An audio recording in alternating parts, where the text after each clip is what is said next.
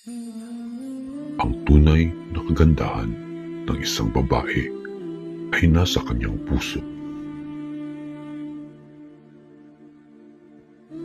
Nasa kanyang iman o pananampalataya.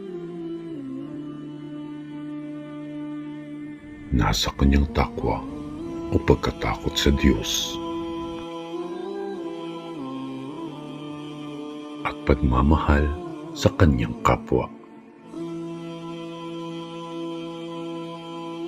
Bagamat iilan lamang sa mga kalalakihan ang nakakaalam nito, higit na mas kaunti pa ang mga kababaihan na tunay na nakauunawa nito.